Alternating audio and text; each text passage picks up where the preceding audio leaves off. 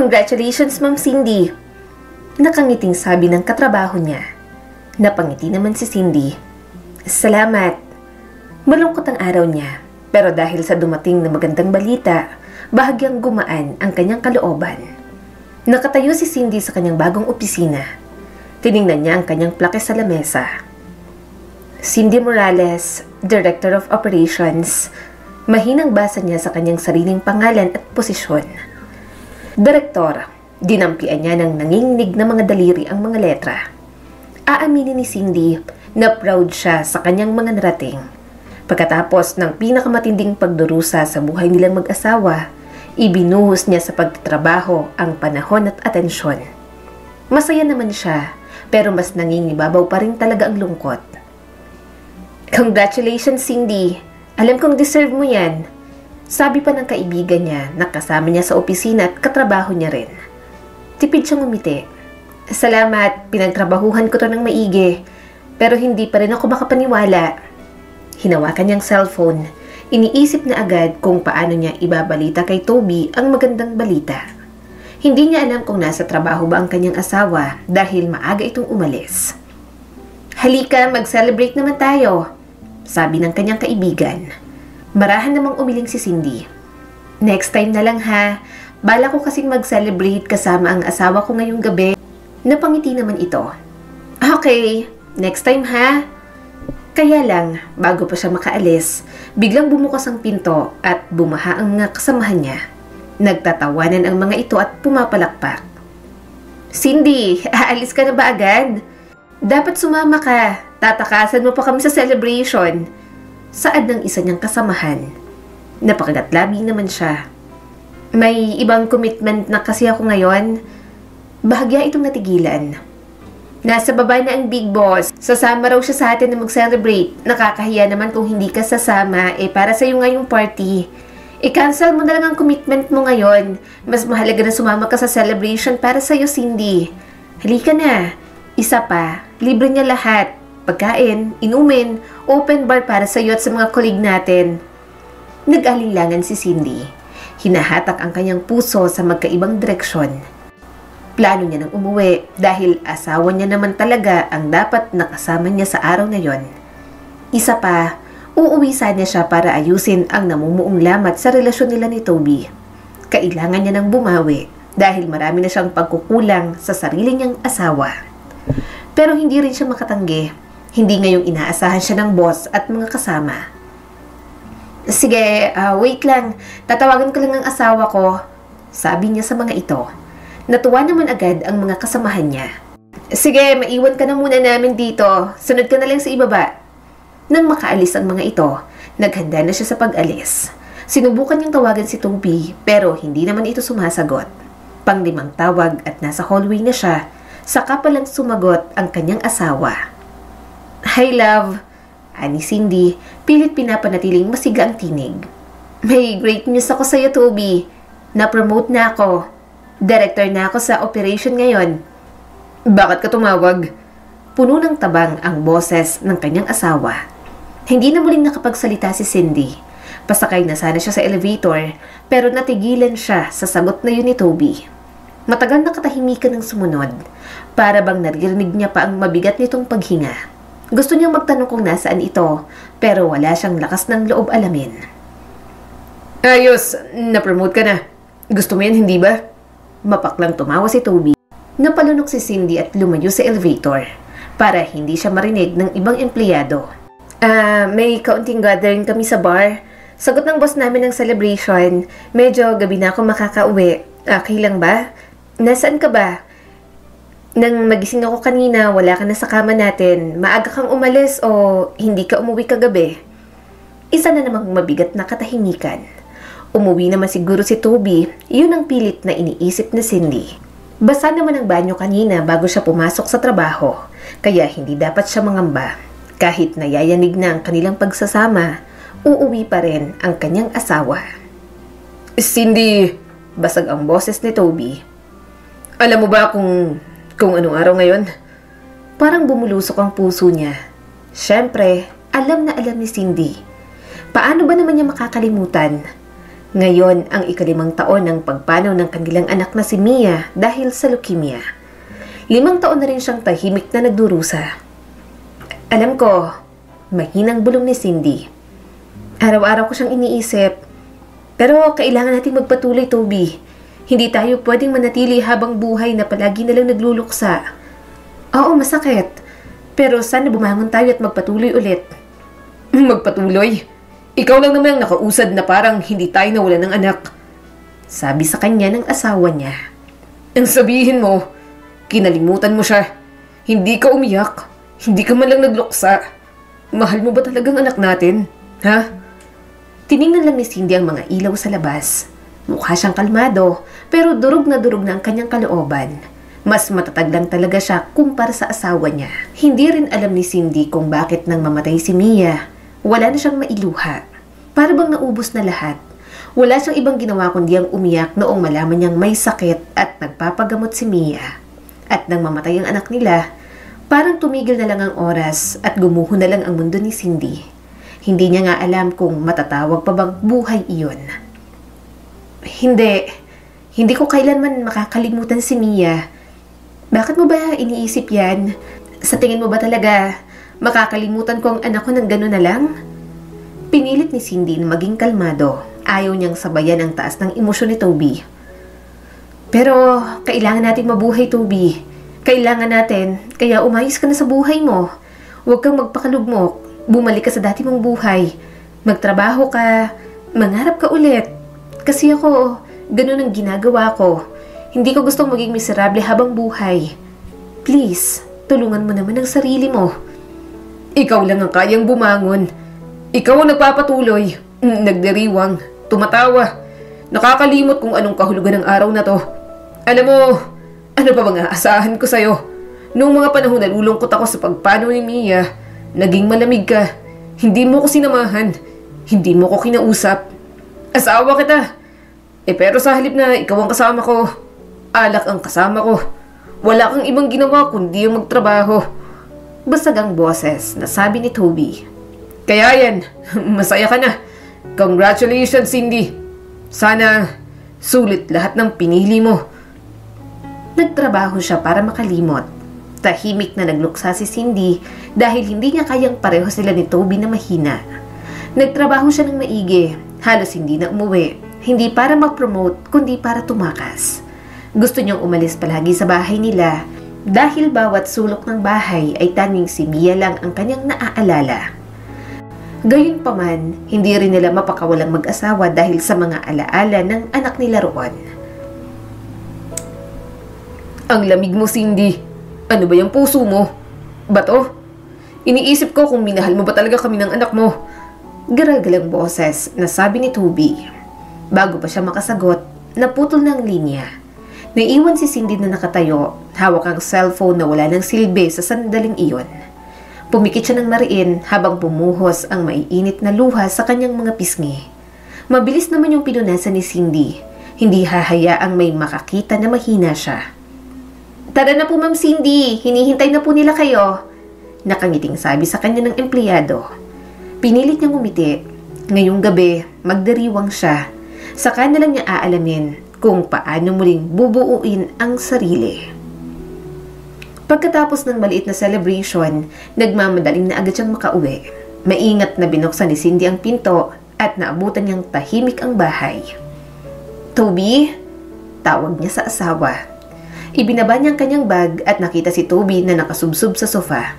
May katabi itong bote ng alak. Nakapikit ang mga mata nito. Mababaw at hindi pantay ang paghinga. Sumakit ang puso ni Cindy. Dahan-dahan siyang lumapit at lumuhod sa tabi ng sofa. Toby, halika na. Matulog ka na sa kama. Gumalaw si Toby, bumubulong ng mga hindi niya maintindihan ng mga salita. Ngunit hindi ito dumilat. Maingat niya itong inalalayan, sinuportahan ng bigat ng katawan nito habang binubuhat niya patungo sa kwarto. Hinubad ni Cindy ang mga sapatos, tinakpan ng kumot at umupo sa gilid ng kama. Hinawi niya ang buhok nito mula sa noo. Paano nga ba tayo na uwi sa ganito, Toby? Kinabukasan, nagluto siya ng almusal at naghintay na magising si Toby. Magandang umaga, mahina niyang bati. Kamustang pakiramdam mo? Hindi sumagot si Toby. Tumayo ito, hindi siya tinitingnan at dumaan lang sa tabi niya. Toby, tawag ni Cindy sa kanyang asawa at hinawakan ang braso nito. Pakiusap. Kausapin mo naman ako. Hayaan mo na ako. Malamig na sambit nito. Ayaw na kitang makausap. Parang nadurog ang puso ni Cindy. Sinundan niya ito papuntang kusina. Kailangan nating pag-usapan ang relasyon nating dalawa. At si Mia. Tahimik lang si Toby habang nakatanaw sa malayo. Alam kong iniisip mong nakalimutan ko ng anak natin. Patuloy ni Cindy at pinilit maging kalmado. Sa sobrang kalmado, parang wala na siyang emosyon. Pero hindi ko siya nakalimutan, Toby. Hindi ko pa rin kayang bisitahin ang puntod niya. Masakit pa rin sa akin. Hindi porke hindi ako umiiyak, nagluluksa. Wala nang sakit ako nararamdaman. Akala mo ba malakas ako? Hindi. Wasak din ako araw-araw. Pero ang kaibahan nating dalawa, mas matatag ako. Kaya, mas kaya kong kontrolin ang mga emosyon ko. Nanginginig ang mga kamao ni Toby sa gilid. Ayokong parehong gumuho tayo. Desperadong wika ni Cindy. Akala ko, kung isa sa atin ang mananatiling matatag, kakayanin natin. Akala ko pinoprotektahan ko lang ang pagsasama nating dalawa. Humarap si Toby sa kanya. Seryoso at malamig ang mukha. Sa tingin mo ba, may natitira pa tayong aayusin, Cindy? Sukong-suko na ako sa'yo. Gusto ko nang ipaanalang kasal natin. Parang bumagsak ang mundo ni Cindy. Ano? Bakit? Tinignan siya ni Toby sa mata at sana'y hindi niya na yun silayan sapagkat wala ng pagmamahal doon. Puro pagod at sakit na lang ang nakita ni Cindy. Wala nang natitira sa atin. Matigas na sabi ni Toby. Wala nang pag-asa. Wala nang pagmamahal. Hindi na tayo ang dating tayo, Cindy. Bakit? Nararamdaman mo pa rin ba ako? Hindi na natin kilala ang isa't isa. Pero, sinubukan ni Cindy, ngunit pinutol siya nito. Ang iniintindi mo lang ay ang sarili mo, ang trabaho mo, ang promotion mo, ang tagumpay mo. Iniwan mo akong malungkot. Sa halip na sabay tayo nagluluksa, mas iniisip mo ang sarili mong sakit. Ang tanging gusto ko lang naman, damayan natin ang isa't isa pero hindi mo ginawa. Umiling si Cindy habang dumadaloy ang mga luha sa kanyang mukha. Hindi totoo yan. Sinubukan kong panatilihin tayong buo, Toby. Akala ko kung magiging sapat ang lakas ko malalampasan natin. Umirap si Toby. Yun bang tawag mo sa pag-abandona sa akin na asawa mo? Pagiging matatag? Wala kang puso, Cindy. Nakalimutan mo kung paano maging asawa at ina. Tumimo sa kanyang mga salita nito. Huminga ng malalim si Cindy at pinilit buuin ang sarili. At ikaw, sa tingin mo ba hindi ka makasarili? Bulong ni Cindy habang garal-galang tinig. Makasarili ka rin, Toby. Kumapit ka sa sakit mo. Hindi ko na ibahagi ang sakit ko kasi nakita ko kung gaano ka kahina. At ayokong dagdagan pa. Nanginginig ang kanyang boses pero pinilit niyang ipagpatuloy. Pero siguro, nagkamali ako. Dahil ngayon ikaw ang sumusuko. Ikaw ang pumipiling tapusin ang lahat. Kumibot ang mukha ni Toby. Bakas ang labis na pagkalito, ngunit nananatiling tahimik. Lumuhod si Cindy sa harap ng asawa niya at hinawakan ang mga kamay nito. Pakiusap, Toby. Umiiyak siyang nakiusap. Mahal kita. Alam kong nagkamali ako. Araw-araw kong babawiin ang lahat. Nawalan ako ng oras pero babawi ako. Bigyan mo ako ng isa pang pagkakataon. Marahan, dahan-dahang inalis ni Toby ang kanyang kamay. Kumislap ang mga mata nito sa luha, ngunit matatag pa rin ang desisyon na iwan siya. Pagod na ako, Cindy. Mahinahon itong sinabi. Hindi ko na nararamdaman ang pagmamahal mo. Napaupo na lang si Cindy sa sahig habang lumalayo si Toby. Sa unang pagkakataon, pagkatapos mamatay ng kanilang anak, narinig niya muli ang kanyang mga hikbi. Sa mga lumipas na araw, paulit-ulit na naglalaro sa kanyang isipan ang pag-uusap nila ni Toby. Bawat salitang binibitiwan nito, parang mga lumang sugat na ginawa nitong sariwa. Hindi na siya mahal ni Toby. Ibinigay niya ang gusto ng kanyang asawa. Lumapit na siya sa abogado para sa pag-file ng annulment. Ayaw na rin naman niyang pahirapan ang kanilang mga sarili. "Sige, asikasuhin ko agad yan," sabi ng kanyang abogado. Marahan siyang tumango. "Salamat." Sumakay na si Cindy sa kanyang sasakyan. Nagmaneho siyang walang patutunguhan sa mga tahimik na kalsada. Lumiko siya sa isang kanto papunta sa kanila, pero natigilan siya nang makita si Toby. Kabababa lang nito ng taxi. Halos hindi na makalakad, nakasandal ang buong bigat sa balikat ng isang babae. Simple lang ang babae, nakamaong at t-shirt lang. Mabilis na bumaba si Cindy sa sasakyan. "Toby, anong nangyari?" Ngunit natigilan siya sa kinatatayuan nang makita niyang hinawakan ni Toby ang mukha ng babae at mariing hinalikan ng kasama. "Gusto kita. Sana ikaw na lang ang asawa ko kaysa kay Cindy, Ellie." Napaurong si Ellie at halatang nagulat. "Toby, bakit mo ginawa yon? Halika na, iuuwi na kita sa inyo." Nang itinaas ni Ellie ang ulo, nanlaki ang mga mata nito nang makita si Cindy na nakatayo ilang hakbang lang ang layo. Naninikip ang dibdib ni Cindy. Pinipigilan niya ang sarili na sumigaw o manumbat. Sa halip, huminga siya ng malalim at lumapit. Hinila niya ang braso ni Toby palayo kay Ellie. Sa sobrang kalasingan ni Toby, halos hindi na ito makatayo at kusa nilang nabumagsak sa kanya habang pilit niya itong inaakay papunta sa kotse. Pagkapasok kay Toby sa passenger seat, humarap si Cindy kay Ellie. "May relasyon ka ba sa asawa ko?" Namutla naman si Ellie. "Wala po, ma'am. Magkaibigan lang po kami. Hindi ko po sinasadya." "Bakit ka mukhang guilty kung ganon?" Halos pabulong, ngunit matalim ang kanyang tanong. "Mukha kang mas bata. Huwag mo sanang sirain ang buhay mo. Marami pa diyang iba. Huwag kang papatol sa lalaking mas matanda sa'yo at may asawa na. Sundin mo ako dahil kapag naging ganong klase ka ng babae, kahit piliin ka ng asawa ko, isusuka ka lang ng mga taong nasa paligid niya." Bumagsak ang balikat ni Ellie at napayuko. "Palagi po kayong kinikwento ni Toby kung gaano po kayo kawalang puso, kung paanong trabaho at success lang daw po ang mahalaga sa inyo, at tungkol sa anak nyo na namatay. Nakinig lang po ako, naawa po ako sa kanya. Yun lang po, wala akong balak na may mangyari pa. Saka hindi ko po kasalanan kung close kami." Malakas niya itong sinampal at sarkastiko siyang umisi. "Hindi ako naniniwala. Alam kong kalaunan, magkakaroon ka rin ng motibo. Nakita ko kung paano ka tingnan ng asawa ko. At huwag kang magsalita na parang sobrang dami mong alam sa buhay naming mag-asawa. Wala kang alam, kaya lubayan mo si Toby." Wala na siyang ibang sinabi. Tumalikod siya, sumakay sa driver's seat at pinaandar ang kotse. Sa salamin, nasilayan niya si Ellie na nakatanaw lang sa kanila. Tiningnan niya si Toby na nakatulog na. Humigpit ang hawak ni Cindy sa manibela. Unti-unting gumuho ang lahat sa loob niya, pero kahit ganon, patuloy pa rin siyang nagmamahal dahil asawa niya si Toby. Kinaumagahan, maagang nagising si Cindy at naghanda ng almusal. Hindi na muna siya pumasok sa opisina at nag-take ng leave.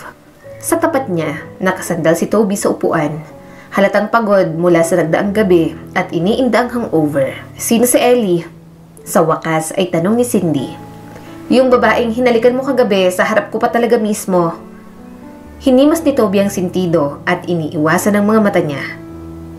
"Kaibigan lang." "Kaibigan?" Mariing ulit ni Cindy at medyo natawa pa. "Ang swerte naman ng kaibigan mo. Nakakahalik sa'yo. Hinalikan mo siya, Toby. Sinabi mong gusto mo siya, nasanay siya na lang ang asawa mo. Nananadya ka bang pasakitan ako?" Bahagya lang itong kumibo na parang wala lang ang mga sinasabi niya.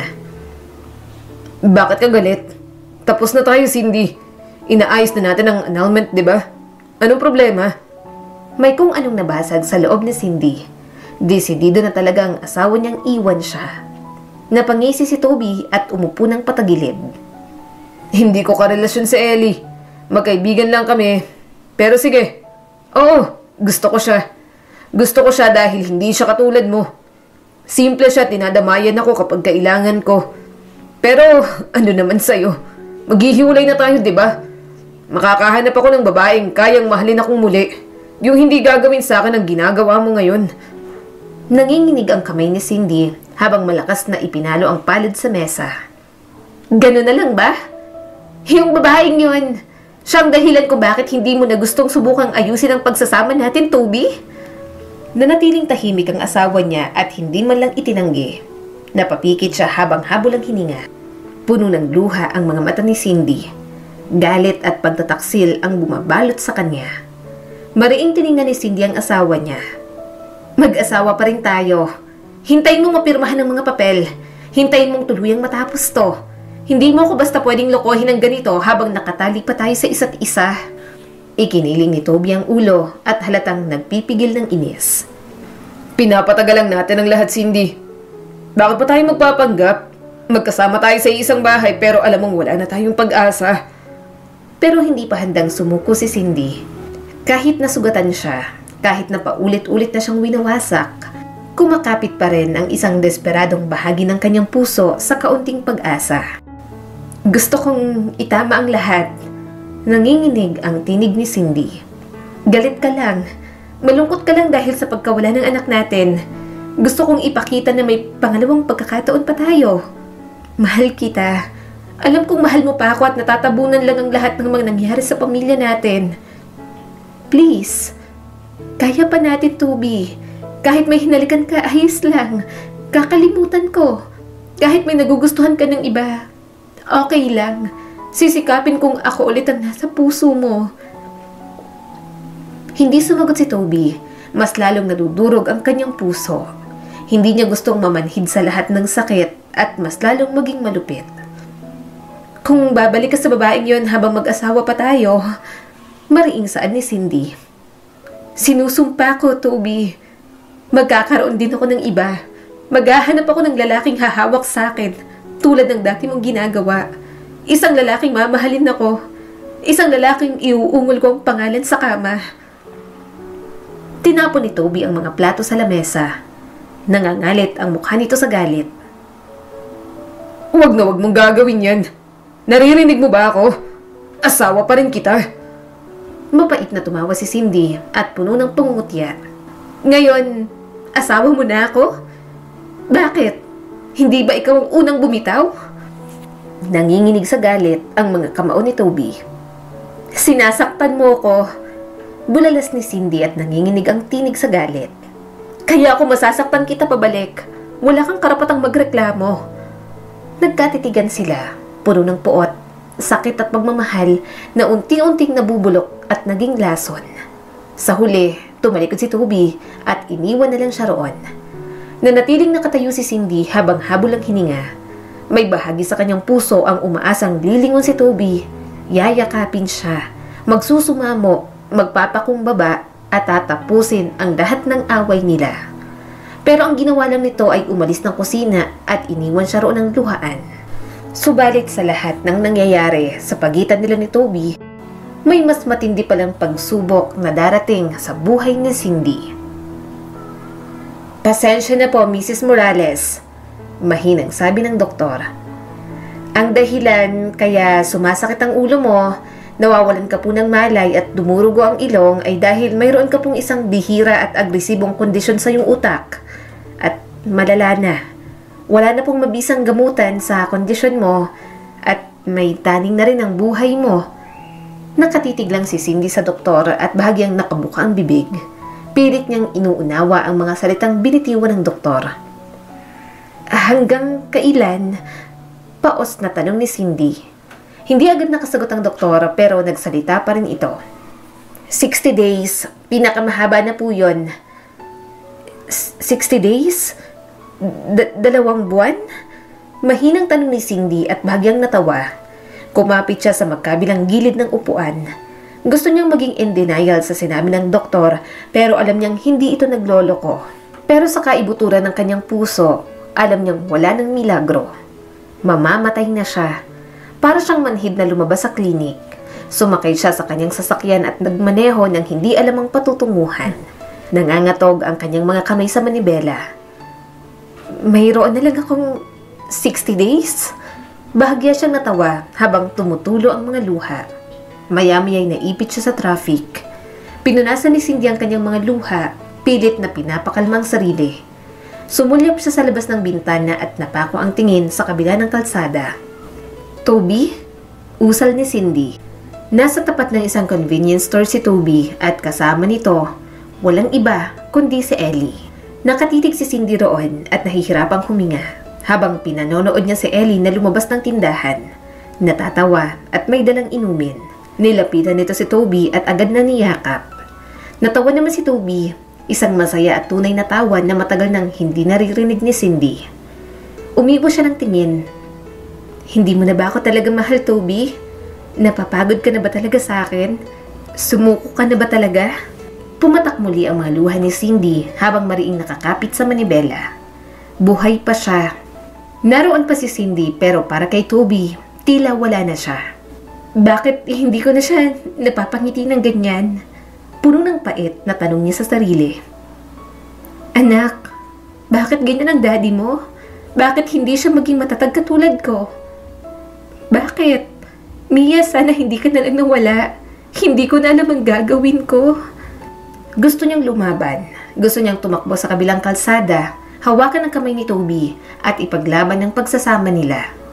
Sabihin sa asawa niya na mahal niya pa rin ito at kaya pa nilang maghilom mula sa lahat.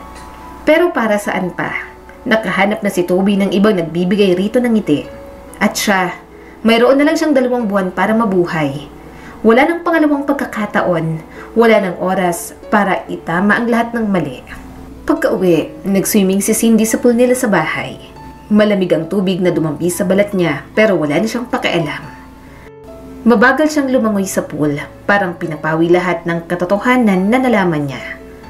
Pumikit siya at lumutang patihaya. Sinubukan niyang kalimutan ng mundo at kalimutan ng lahat. Pagkatapos, narinig niya ang mga yabag. Pagdilat niya, nakita niya si Toby na nakatayo sa gilid ng pool. Nag-enjoy ka ba sa date niyo ng kaibigan mo? Sarkastiko niyang tanong at umahon na sa pool. Simple ng date niyo ah. Parang mga high school sweetheart lang sa kalye. Umigting ang panga ni Toby. Wala kaming ginagawang masama. Magkaibigan lang kami. Tumawa si Cindy habang pinupunasan ng basang buhok. Magkaibigan? Magkaibigang nagtatawanan, nagyayaka pa na parang may sariling mundo. Magkaibigan na magiging magkasintahan sa oras na maanalang kasal natin. Tapos, pakakasalan mo rin siya, di ba? Kasi nga, hindi mo na ako mahal. Nagdilim ang mukha ni Toby. Tama na, Cindy. Tama na. Ang kulit mo at ang gulo mo na. Makulit? Singhal ni Cindy habang nanginginig ang boses sa galit. Asawa mo pa rin ako, Toby. At hindi ako katulad mo. Hindi ako tatakbo sa ibang lalaki. Hindi ako magmamahal ng iba. Isang lalaki lang ang minahal ko sa buong buhay ko. Isang tao lang. At ikaw yon. Umirap si Toby at tumalikod. Huwag mo nga akong drama-dramahan dyan. Huwag kang magpanggap na martir. Ikaw ang unang sumuko sa ating dalawa. Ikaw ang unang nanlamig. Lumapit si Cindy sa asawa niya. Nasaktan ako. Hindi ako nanlamig dahil gusto ko. Umiwas ako dahil yun ang paraan para makakope up ako sa pagkawala ng anak natin. Nang nakita kitang tumatawa kay Ellie, parang gumuho ang mundo ko. Parang hindi ako naging mahalaga. Parang hindi ako minahal. Parang naging bahagi lang ako ng mga panahong kailangan ng pagtiisan. Hindi sumagot si Toby. Mabilis na kumarap si Cindy at pilit pinipigilan ang pag-agos ng luha. Kung mamamatay ako, may pakialam ka pa ba? Siguro wala na. Hindi na siya naghintay ng sagot. Humakbang siya paatras at hinayaang mahulog ang sarili pabalik sa tubig. Bumalot ang matinding lamig sa kanya. Lumubog si Cindy at ipinikit ang mga mata. Hindi siya pumalag, hindi siya lumaban, hindi siya umahon sa tubig. Nagsimulang lumabo ang lahat habang nauubusan na siya ng hangin sa dibdib. Pero may malalakas na kamay na humawak sa kanya. May mga braso na malupit siyang hinila pa itaas at padabog siyang iniangat sa gilid ng swimming pool. Baliw ka na ba? Sigaw ni Toby at namumulang mga mata. Ganito ka na ba kadesperada? Gusto mo akong itali sa isang malungkot na pagsasama natin? Tapos kokonsensyahin mo pa ako dahil gusto mong patay ng sarili mo? Nanginginig si Cindy sa lamig at sunod-sunod na pag-ubo. Pero hindi ang tubig ang tunay na nagpapasakit sa kanya, kundi si Toby na walang awang kinakalimutan ang mayroon sila noon. Huwag mo na ulit-ulitin yon. Sumuko na ako sa'yo pero hindi ko pa rin gustong mamatay ka sa harap ko. Galit na tumayo si Toby at lumakad papalayo. Iniwan siyang basa, wasak at tahimik na humahagulgol sa tabi ng pool. Sa mga lumipas na araw, dumating na rin ang hinihintay nilang mga papeles. Ipinataw ng abogado ang mga papeles sa harap niya. Kinuha ni Toby ang ballpen nang walang pag-aalinlangan. Mabilis at walang emosyon nitong pinirmahan ang mga dokumento ng annulment. Pinanood lang ni Cindy ang asawa niya. Yun na ang katapusan, pero hindi niya pa rin matanggap. Kung yun na lang ang natitirang mga sandali ng kanyang buhay, gusto niya pa rin manatiling asawa ni Toby hanggang sa huling hininga. Bumaling ang abogado sa kanya at dahan-dahang itinulak ang mga papeles. Ikaw naman po, Mrs. Morales. Kinuha ni Cindy ang ballpen, ngunit bago siya pumirma, maingat niya yung ibinaba. Tumingin siya kay Toby habang kumikislap ang mga mata sa luha na pilit pinipigilan. Pipirma ako, mahina niyang sambit. Pero may isang kondisyon. Biglang umigting ang panga ni Toby. Ayan ka na naman. Hindi mo ba talaga ako kayang palayain ng payapa? Umiling si Cindy at mabagal at puno ng lungkot. Hindi, Toby. Hindi ko gustong saktan ka. Gusto ko lang ang huling hiling mula sa asawa ko. Nakapamewang si Toby habang matalimang tingin sa kanya. Ano na naman yan? Huminga ng malalim si Cindy at nanginginig ng kaunti ang mga daliri. Gusto ko ng 30 days. 30 days na kasama kita. Sa loob ng mga araw na yon, kalimutan natin ang lahat ng away, lahat ng sakit. Gusto ko lang maramdaman na mahal mo pa rin ako. Kahit kunwari lang. Kunwaring masaya tayo. Kunwaring tayo pa rin. Gaya noon. Napailing si Toby, puno ng hindi makapaniwala ang mukha. Nababaliw ka na ba? Hindi ko kayang lokohin ang sarili ko, Cindy. At para saan pa kung maghihiwalay lang tayo sa kalaunan? Hindi para sa'yo, sabi ni Cindy at halos mabasag ang boses. Para sa akin, hindi ko hinihiling na mahalin mo ulit ako. Gusto ko lang maramdaman na minahal mo ako kahit minsan pa. Pagkatapos ng 30 days, pipirma ako. Lalayo ako. Hinding-hindi na ako maggugulo. Pwede ka nang sumaya kasama si Ellie nang malaya. Nakatingin si Toby sa kanya. Pilit siyang binabasa pero hindi niya pinahalata. Nakaupo si Cindy. Tahimik siya, mukhang matatag, pero namamalimos naman ng pagmamahal at awa. Sa wakas, tumingin si Toby sa ibang direksyon. Sige, 30 days. At pagkatapos nun, tapos na. Wala ng drama, wala ng laro. Tumango si Cindy. Oo, pagkatapos nun, mawawala na ako sa buhay mo. Magiging masaya ka na. Huminga ng malalim si Toby. Sige, kung yan ang gusto mo. Pumikit si Cindy ng ilang sandali at humugot ng malalim na hininga. May 30 araw na lang siya at pipiliin niyang gugulin yon kasama si Toby. Huwag kang mag-alala, hindi ako nandito para makipag-away. Banayan na sabi ni Cindy habang kaharap si Ellie sa loob ng isang coffee shop. Ibinaba ni Ellie ang tingin sa hindi pa naiinom na kape. Ano bang kailangan mo? Kailangan ko lang sabihin to, patuloy ni Cindy. Babae sa babae, hindi bilang asawa ni Toby, kundi bilang isang taong mahal pa rin siya. Hindi kami. Maingat na sabi ni Ellie.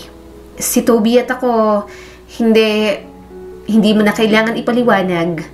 Putol ni Cindy sa mga sinasabi nito. Alam ko, nakita ko kung paano kayo magtinginan. Maaaring wala pang nangyari, pero alam mo na gusto niyong isa't isa. Nanatiling tahimik si Ellie. Huminga ng malalim si Cindy, marahan niyang iniikot ang kanyang wedding ring. Humingi ako ng 30 days kay Toby para makasama ko siya. Bago namin pirmahan ng mga papel, nakiusap ako. Hindi dahil umaasa kung mamahalin niya ako ulit, kundi dahil gusto ko lang maalala kung paano ang pakiramdam na mahalin. Napakurap si Ellie. Pumayag siya. Tipid ng ngiti ni Cindy. Kahit ayaw niya, pumayag siya. Bakit? Tanong ni Ellie. Bakit humingi ka pa ng panahon kasama siya kung maghihiwalay din naman kayo? Dahil mamamatay na ako, Ellie. Kasuwal na sabi ni Cindy kahit kahinaan niya ang kanyang inilahad. Lumutang ang gulat sa mukha ni Ellie. Ano? May kondisyon ako sa utak. Paliwanag ni Cindy. Walang lunas. 60 days na lang ang itatagal ko, sabi ng doktor. 1 buwan na lang ang mayroon ako. Baka mas maikli pa. Hindi ko pa nasasabi kay Toby. Hindi ko pa kaya. Tinitigan siya ni Ellie habang nanluluha ang mga mata. Pasensya na. Ngumiti si Cindy. Okay lang, pero hindi ako nandito para kaawaan. Nandito ako para humiling na pagkatapos ng 30 araw, kapag wala na ako, mahalin mo siya. Mahalin mo si Toby. Cindy, pakiusap. Bulong ni Cindy at nababasag na ang tinig. Ayoko mamuhay na mag-isa si Toby. Mahalin mo siya ng mas mabuti kaysa sa akin. Alagaan mo siya. Mabuting lalaki si Toby. Galit siya. Nagdadalamhati. Nawawala. Pero grabe siyang magmahal. At alam kong nabigo ko siya. Lagi akong abala. Malamig. Kunwari matatag. Hindi ko siya minahal sa paraang inaasahan niya. Ngayon ay tuloy-tuloy na ang pag-agos ng kanyang mga luha.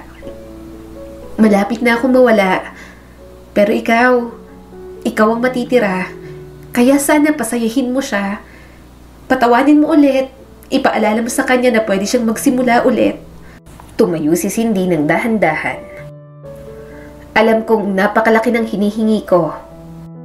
Pero kailangan kong sabihin, dahil kung may magiging kasama man siya pagkatapos ko, gusto ko mapagkakatiwalaan ko at alam kong mamahalin siya.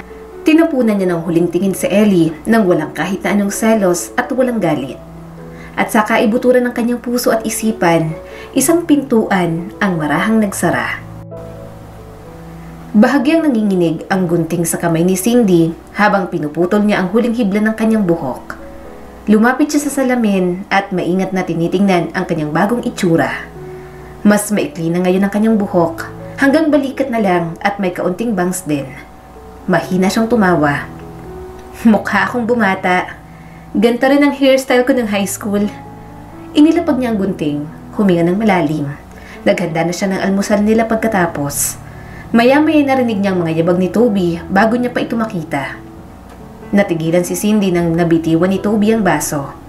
Tinaasan niya ng kilay ang kanyang asawa. Bakit ka nakatitig ng ganyan? Biro niya habang naglalagay ng bagong butter sa kawali. Napalunok si Toby. Para kang yung Cindy na 18-year-old teenager lang dati. Tinukso niya naman ito. Alin, yung Cindy na minahal mo ng high school? Yung Cindy na hindi mo mapigilan ang nararamdaman mo kapag nasa paligid? Yung Cindy na kinakabaliwan mo dati? Sumimangot naman si Toby. Pero wala na yun ngayon. Dahan-dahang humarap si Cindy. Tigilan muna natin ang bangayan. Huwag mo na akong paalalahanan. Kunwari, mahal mo pa rin ako. Please? Tinitigan siya ni Toby. Mukha itong galit. Kumuyong pa nga ang mga kamao. Pero sa halip, ibinaba ni Toby ang tingin at hindi nagsalita. Nag-almusal silang dalawa sa gitna ng mabigat na katahimikan. Pilit-pinilit ni Cindy ang isang maliit na ngiti sa kanyang mga labi. Paulit-ulit niyang sinabi sa sarili na kakayanin niya iyon. 30 days na lang, kaya susulitin niya na. Cindy, ang tagal mo. Anong nangyayari dyan? Tanong ni Toby at kinatok ang pinto ng kanilang banyo. Akala ko ba aalis tayo? Nagmamadaling pinunasan ni Cindy ang dugong tumutulo sa kanyang ilong. Sobrang sakit ng kanyang ulo, halos mawalan siya ng ulirat. Nagtago na lang siya sa banyo para hindi makita ni Toby. Nang maabot niya ang gamot, bahagya siyang kumalma. Pero hindi naman magagamot ng gamot na yon ang kanyang sakit. Cindy, ano ba? Nagbabad ka ba dyan sa bathtub? Nag-aalalang tanong ni Toby. Pinilit niyang sumagot. Okay lang ako rito. Wait lang, palabas na ako. Maya-may lumabas na rin naman siya. Titig na titig sa kanya si Toby pero nginitian niya na lang ito. Bukas na lang tayo lumabas. Day tayo bukas sa cafe pagkatapos mo sa work mo, ha? Nakangiting sabi ni Cindy. Kumunot ang noo ni Toby. Wala ka bang pasok sa trabaho? Umiling naman si Cindy. Wala. Nag-resign na ako. Boring eh. Nagpapasalamat siya at hindi na ito gaanong nagtanong. Kinabukasan, nauna na siya sa cafe para sa date nilang mag-asawa. Pinagpag niya ng bahagya ang puting bestida. Kinakabahan na parang isang dalaga na may darating na manliligaw. Dumating ka, sabi ni Cindy at may munting ngiti sa mga labi. Sabi mo, kailangan. Sagot ni Toby ngunit walang galit sa boses nito. Umorder si Cindy ng paborito niyang chocolate milkshake. Si Toby naman, walang pag-aatubili na umorder lang ng black coffee. Parang tulad ng dati, noong panahong college sweetheart sila at mahilig mag-aral sa mga ganoong klaseng lugar. Habang naghihintay, ipinatong ni Cindy ang baba sa kanyang kamay at pinagmasdan si Toby. Alam mo, may naaalala ako. Dati naglalakad ka pa ng 3 kilometro para lang bilhan ako ng milkshake pagkatapos ng klase. Kahit wala kang pera, gumagawa ka ng paraan. Kasi hindi pa naman tayo nakaka-earn dati. Tapos, mga dukha lang tayo nun. Pero dahil boyfriend kita at gusto mo akong ispoil, palagi kang gumagawa ng paraan. Mahinang tumawa si Toby pero may pait pa rin doon. Oo, hindi ako kumakain ng lunch para lang makabili. Ngumiti si Cindy. At kunwari, para sa'yo yung milkshake, hindi para sa akin. Hihigop ko lang ng konti pero ibibigay mo na agad sa akin. Ginagawa mo yun kasi alam mo nakokonsensya ako kapag binibili mo ako. Hindi pa natin afford dati. Umiling si Toby. Ang tigas ng ulo mo nun. Gusto mo laging nasusunod ang gusto mo. Pero wala. Pinili kita. Minahal kita. Girlfriend kita kaya talagang pagbibigyan kita sa mga gusto mo. Tiningnan niya ng mabuti si Toby.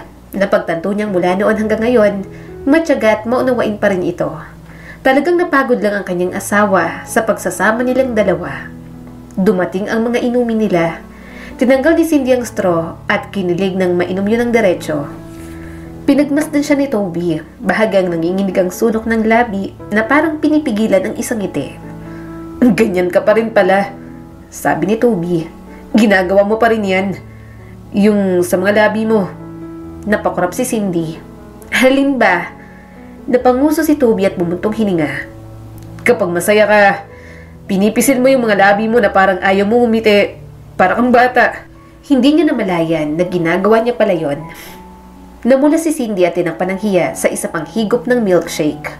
Masama ba? Mannerism ko na yon. Umiling si Toby. Hindi, kapag ganyan ka nun, parang ikaw lang ang pinakamagandang meron ng mundo. Naglakas loob siyang magtanong. Ngayon, nawala ang ngiti ni Toby at umiwas ng tingin. Ngayon, komplikado na. Parang kutsilyong pinilipit sa dibdib ni Cindy ang sagot, ngunit pinilit niyang ngumiti pa rin. Pagkatapos nilang uminom, naglakad sila papuntang park.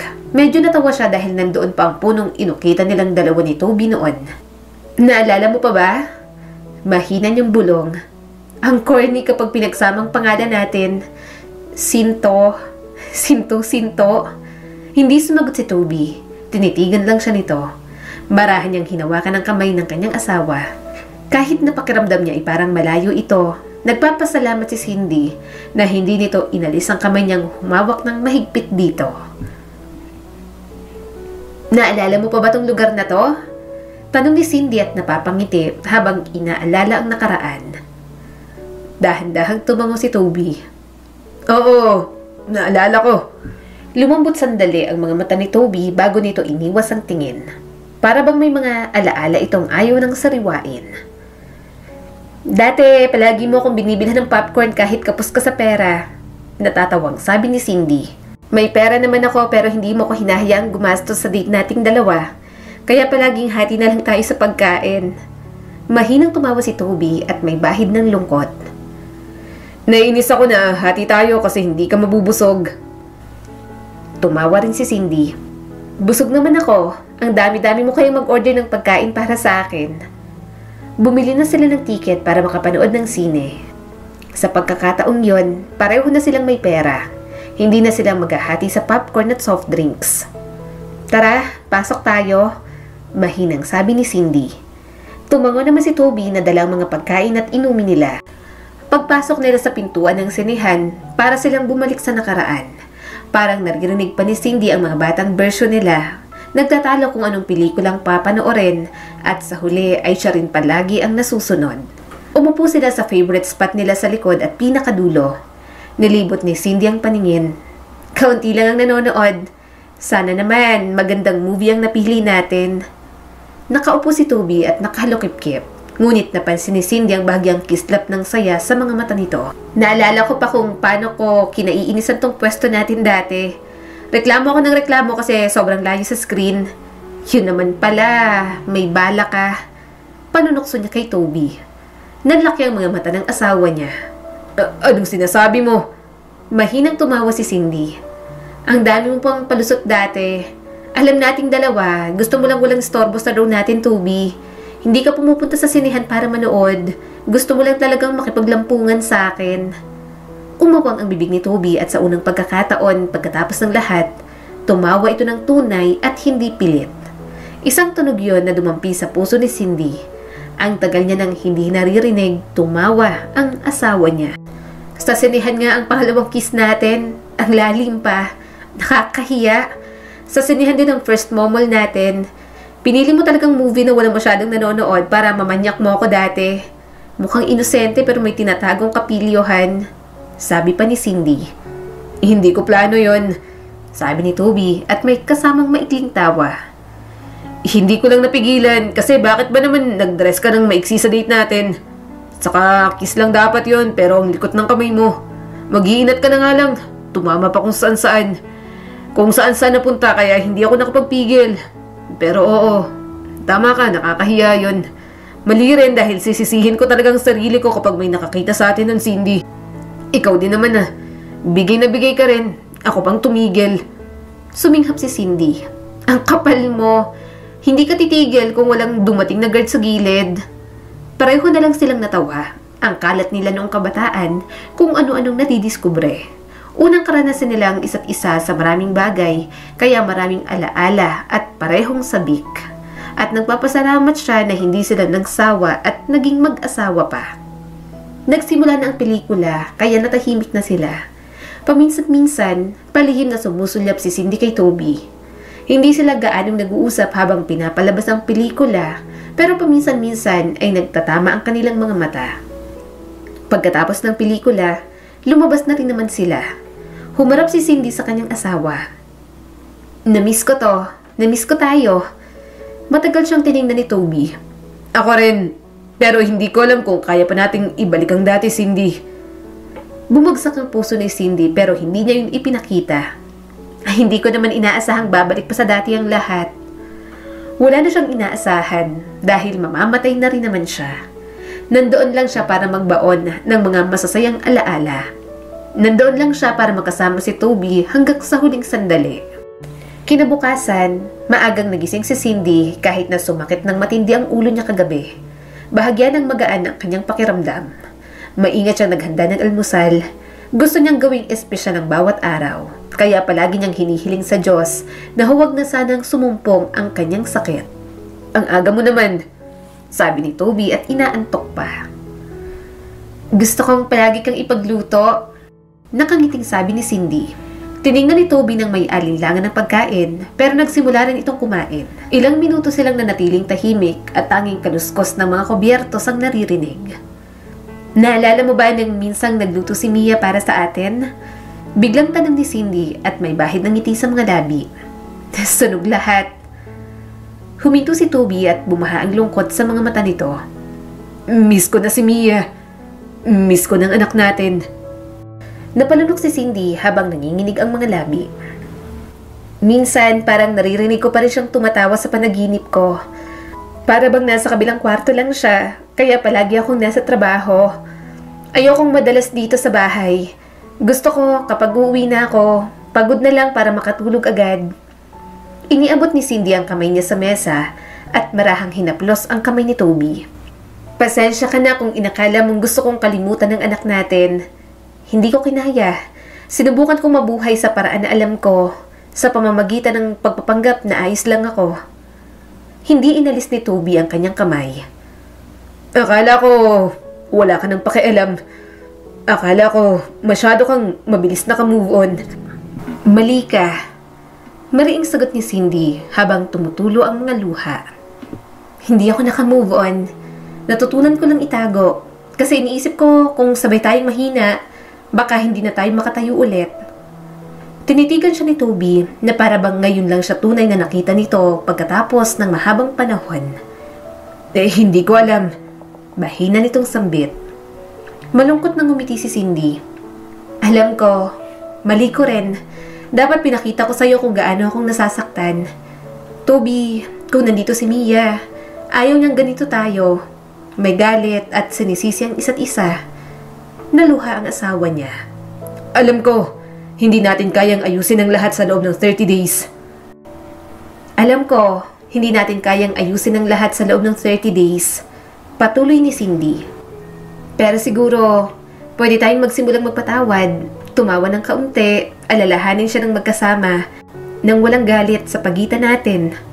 Napalunok si Toby. Nang marinig niya ang mga hikbi nito, marahan siyang yumakap sa kanyang asawa. Gumanti naman ito ng yakap. Pakiramdam ni Cindy, yun lang ang hinihintay ni Toby na gawin niya. Gusto nitong magdamayan sila sa pagkawala ni Mia. Simula ng araw na yon, mas naging magaan ang pagsasama nila ni Toby sa mga sumunod na araw. Malumanay ang sinang ng hapon nang akayin ni Cindy si Toby sa makikitid na kalye malapit sa dati nilang school noong high school. Ramdam niyang mga sulyap nito habang litong-lito. Saan ba tayo pupunta? Tanong ni Toby at may halong pag-aaninlangan ng boses. Malalaman mo rin, sagot ni Cindy ng magaan. Magtiwala ka naman minsan, kung magduda ka para namang itutulak kita sa bangin. Napabuntong hininga si Toby pero sumunod pa rin. Natatawa ito at walang reklamo. Napangiti si Cindy na makita ang reaksyon ng asawa niya.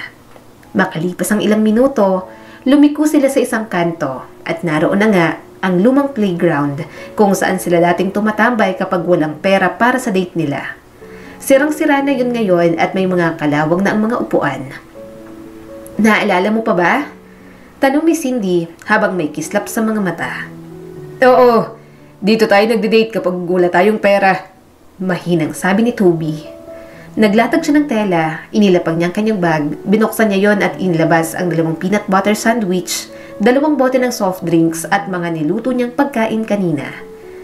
Napatitig si Toby sa kanya habang namumungay ang mga mata. Naalala mo pa? Siyempre naman.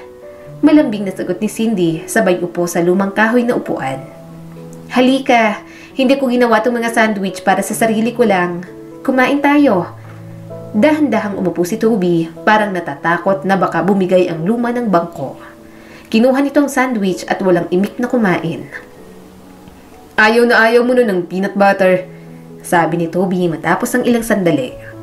Oo, tawa ni Cindy. Pero paborito mo kasi, kaya kunwari gusto ko rin kasi mamaya ma-turn off ka. Umiling si Toby at mahinang tumawa. Para namang matuturn off ako nun. Kahit anong gawin mo, kahit nangungulangot ka pa, gustong-gusto pa rin kita, Cindy. Napairap naman siya. Totoo naman yon, pareho lang sila ni Toby na nahuhumaling noon sa isa't isa. Matapos kumain, tumayo si Cindy at naglakad papunta sa mga lumang swings. Marahan niyang hinaplos ang mga kalawangin ng mga kadena. Umupo siya at dahan-dahang inugoy ang sarili. Itulak mo nga ako, bigla niyang sinabi. Napailing si Toby. Cindy, umalis ka dyan. Maraming kalawang, delikado, baka bumigay bigla at masugatan ka. Tumayo si Cindy, tama rin naman ang kanyang asawa. Parang kaunti na lang, bibigay na ang swing. Alam mo, dito ko unang na-realize na mahal kita. Nakangiting sabi ni Cindy. Hindi nakapagsalita si Toby. Ikaw ang laging nandyan sa akin noon, pagpapatuloy ni Cindy habang nanginginig ng bahagya ang boses. Kahit natatakot ako, kahit galit ako, hindi mo ako iniwan. Pinadama mo sa akin na ligtas ako, kaya madali sa akin na pakasalan ka noon. Matagal siyang tinitigan ni Toby, umigting ang mga panga nito at umiwas ng tingin. Nangingislap ang mga mata ng asawa niya sa emosyon na pilit itong itinatago. Cindy, garaldal nitong sinabi. Ano ba talaga? Bakit mo pinapaalala sa akin lahat kung saan tayo nagsimula? Tinatapos na natin to, hindi ba? Alam ko, mahinahong putol ni Cindy. Alam kong iba na ngayon. Gusto ko lang maalala mo kung sino tayo nun, bago ang lahat ng sakit, bago gumuho ang lahat. Ngumiti si Cindy sa kabila ng mga luhang namumuo sa kanyang mga mata. Siguro hindi yun sapat. Siguro walang makakabago sa katapusan, pero sa ngayon, gusto niyang alalahanin lahat bago siya mawala. Nang gabing yon, pagbalik nila sa bahay, pinatugtog niya ang wedding song nila. Nalulungkot ang kanyang puso dahil naging ganoon ang katapusan ng kwento nila ni Toby. Kung pwede niya lang ibalik ang lahat, kung alam niyang malapit na siyang mamatay, sana sinulit niya ng buhay na yon na mahalin ng sobra ang kanyang asawa. Sa likuran niya, kumaluskos ang pinto. Hindi niya na kailangang lumingon pa para malaman na si Toby iyon. Anong ginagawa mo? Tanong nito. Bakit pinapatugtog mo yan? Nanginig ang mga labi ni Cindy. Namiss ko lang mag-sound trip. At paulit-ulit ang kanta? Tanong pa ni Toby. Pinunasan ni Cindy ang mga luha. Sorry, naririndi ka ba? Patayin mong speaker, paabot na lang ng earphones. Makikinig na lang ako sa sarili ko. Marahang lumapit si Toby. Sa halip na gawin ang utos niya, hinawakan ito ang kanyang kamay. Muling tumulo ang mga luha ni Cindy nang isayaw siya ng asawa niya. Alam kong mahirap sa'yo, pero salamat pa rin. Punong-puno ng sakit ang mga mata ni Cindy. Kahit ngayong gabi lang, magpanggap kang mahal mo pa rin ako.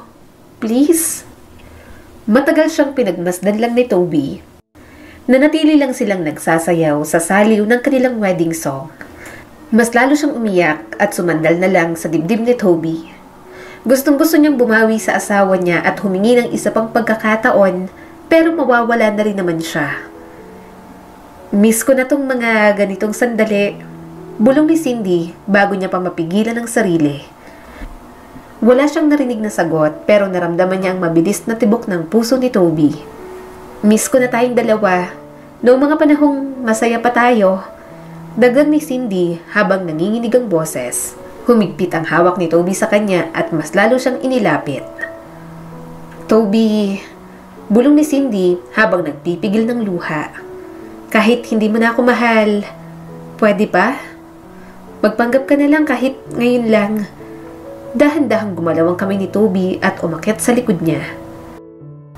Pumikit si Cindy ng mariin at mahigpit na yumakap sa kanyang asawa. Kahit kunwari lang, kahit pansamantala lang, tatanggapin niya. Kakapitan niya ang init at lapit na yon hanggat pinapayagan siya. Matagal na katahimikan ang lumipas bago bumulong si Toby. Naalala mo ba ang unang beses kitang hinalikan? Ngumiti si Cindy sa kabila ng mga luha. Oo naman, paano ko makakalimutan yon? Sa baba ako naglanding ang mga labi mo. Nasa bleachers tayo at hinintay mong wala na talagang tao. Sobrang kabado mo nun. Sa baba ko tuloy yung first kiss mo. Mahina itong natawa. Pero tinama ko rin naman sa mga labi mo. Hindi ko naman talaga favorite ang peanut butter. Lasang peanut butter lang talagang mga labi mo nung first kiss natin, kaya naging paborito ko na. Bahagyang umurong si Toby para tingnan siya.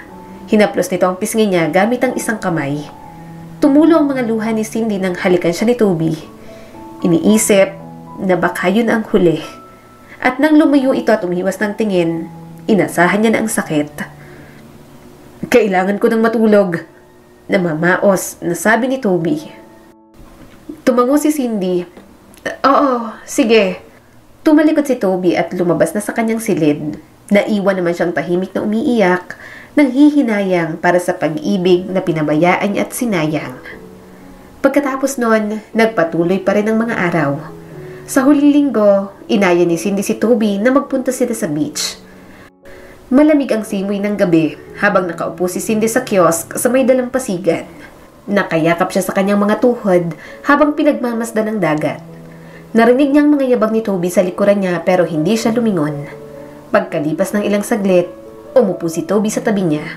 Okay ka lang? Tanong ni Toby. Maghapon kang tulog kanina.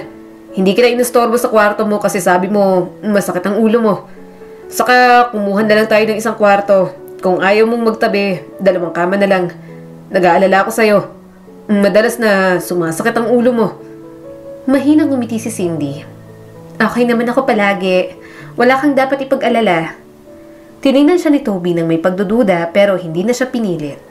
Sa halip, pumulot ito ng maliit na bato mula sa lupa at inihagis yun sa dagat. Naalala mo pa ba nung palagi tayo nagsisinungaling para lang magpasikat sa isa't isa? Nakangiting tanong ni Toby at mas magaan ang aura kesa nitong mga nakaraang araw. Natawa naman si Cindy. Yung sinabi mong marunong ka nang magmaneho tapos munti ka nang sumalpok sa puno? Akala ko mamamatay na tayong dalawa nun. Tapos problema rin kasi sa anak yun ang amo ng mama mo. Wala tayong pambayad kapag nasira natin. Napangisi si Toby. Oo, tapos sinabi mong marunong kang mag-bake. Pero muntik mo nang sunugin ang buong kusina ng amo ng mama mo. Sinubukan ko naman. Depensa ni Cindy. Talagang sineryoso ko yon kasi sabi mo gusto mo ng cheesecake. Nauwi sa mga ngiti ang kanilang tawanan at sandaling parang bumalik sila sa dati. Parang walang lumipas na mga taon. Parang walang sakit na nangyari sa pagitan nilang dalawa. Mas mahigpit na niyakap ni Cindy ang kanyang mga tuhod. Gusto niya nang sabihin kay Toby ang totoo, na malapit na siyang mawala sa mundo, pero hindi niya magawa. Kung makakapunta ka kahit saan ngayon, saan mo gusto mapunta? Tanong bigla ni Cindy. Nag-isip si Toby at seryoso ang mukha. Sa isang tahimik na lugar. Walang ingay, walang tao. Siguro sa tabing dagat katulad nito. Kaya nang sinabi mo na gusto mong mag-beach, nagustuhan ko agad. Mahinang ngumiti si Cindy habang kumakabog ang puso.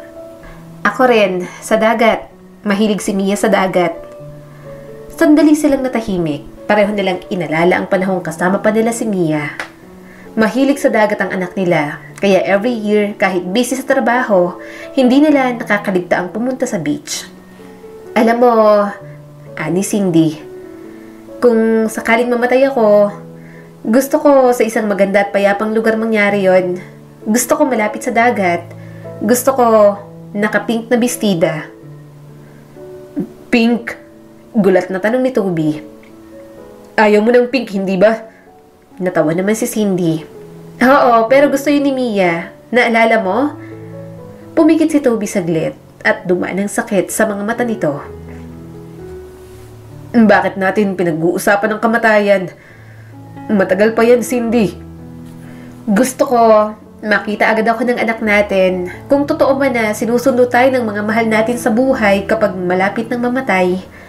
Mahinang bulong ni Cindy. Matagal na natahimik si Toby. Tinitingnan nito ang dilim sa harapan nila at paulit-ulit na umigting ang panga. Hindi ka pupunta kahit saan, sabi ni Toby at may namumuong luha sa mga mata. Tigilan mo yung mga sinasabi mo. Malungkot na ngumiti si Cindy at inilapat ang baba sa kanyang mga tuhod. Hindi natin alam kung anong mangyayari bukas, Toby. Minsan, hindi binibigay ng buhay ang gusto natin. Pero, pwede pa rin nating gawing magandang katapusan. Ang weird mo ngayong gabi, seryosong sabi ni Toby sa kanya. Napangiti si Cindy ng kaunti at mabilis na pinunasan ng luha bago pa nito mapansin.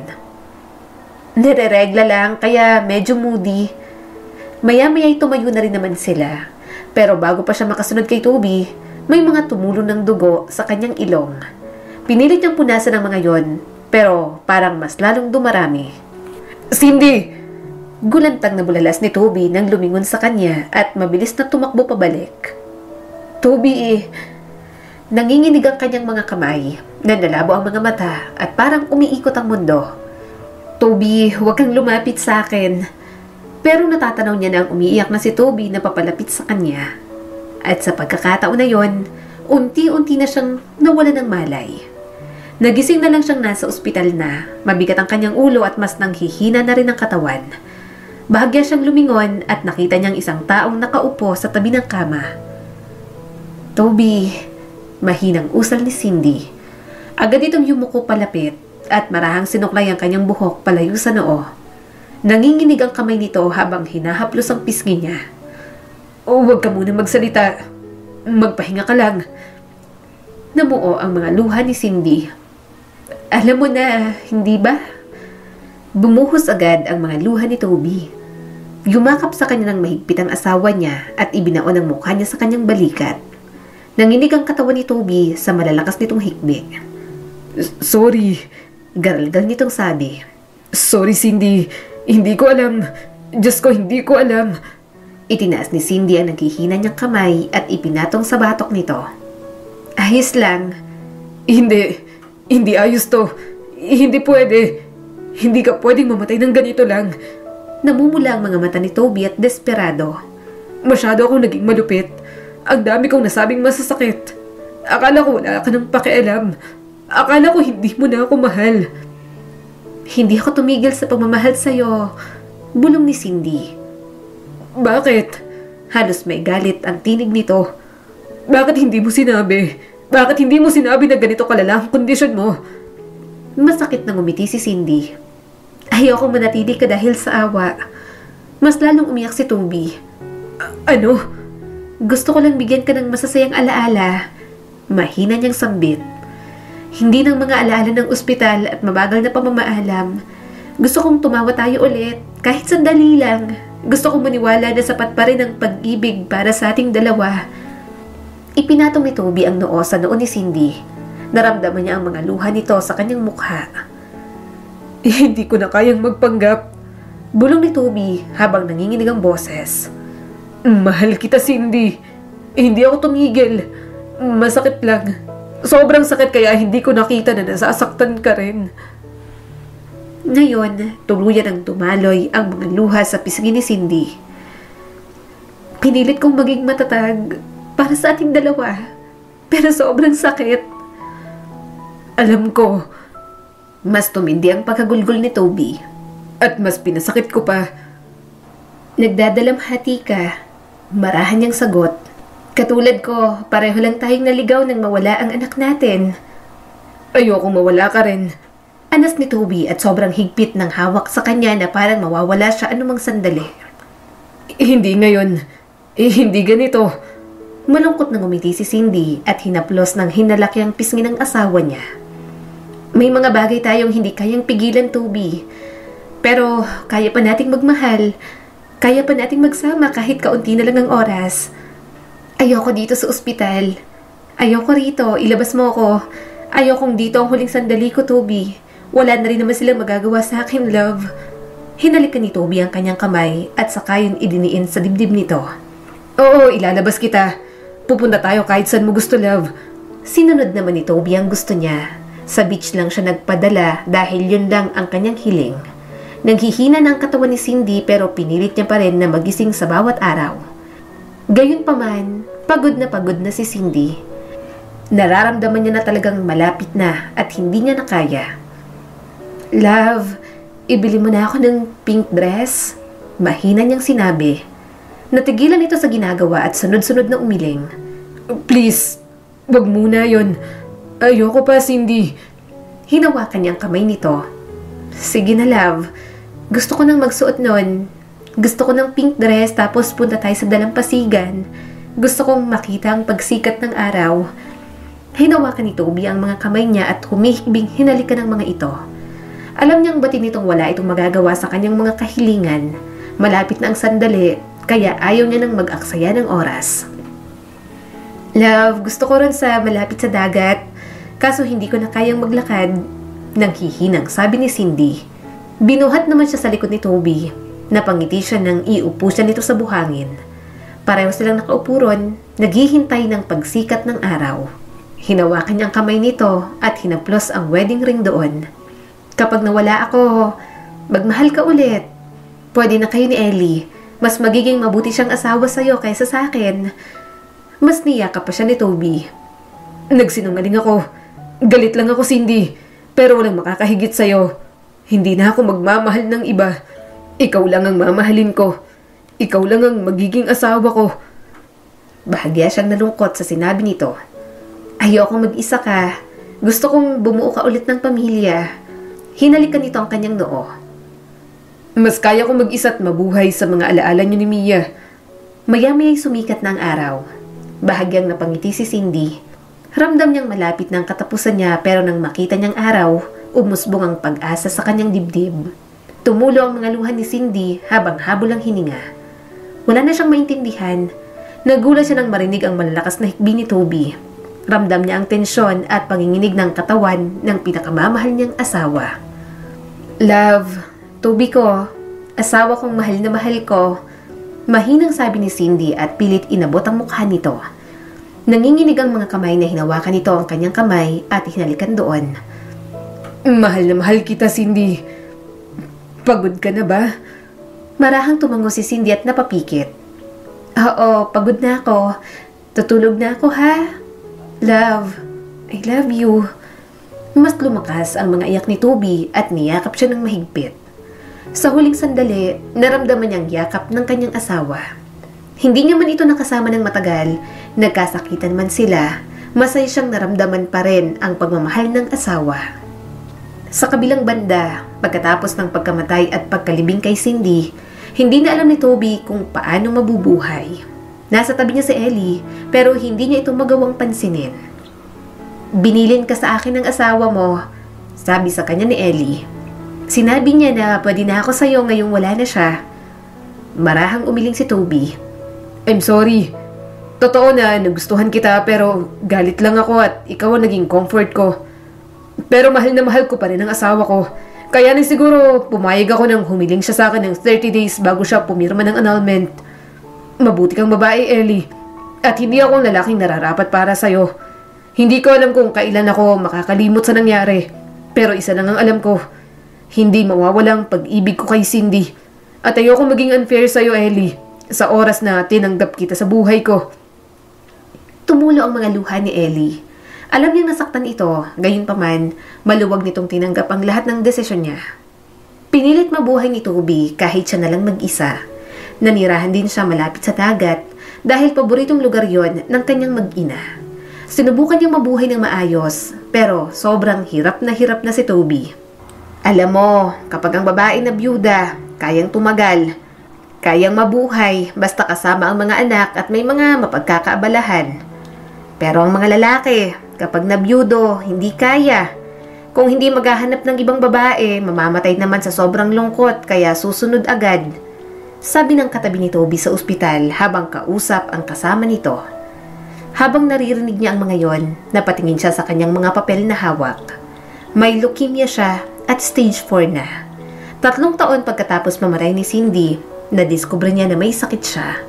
Hindi niya alam kung anong dapat na maramdaman. Hindi niya talaga alam.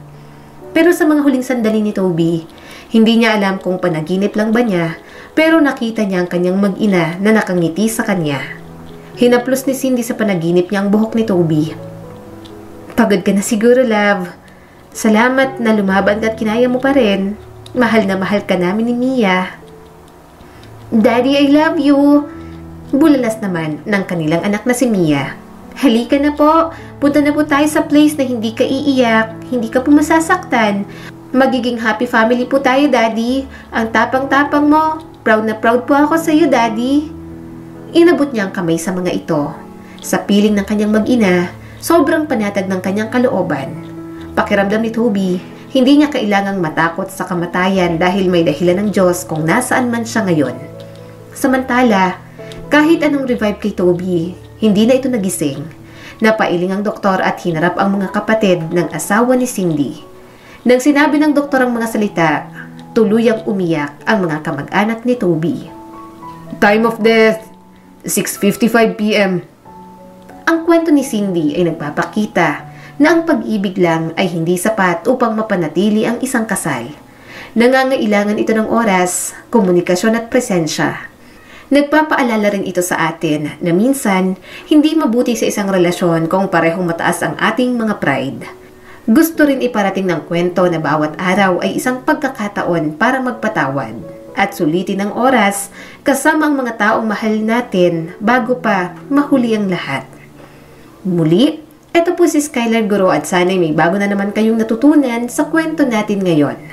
Maraming salamat po.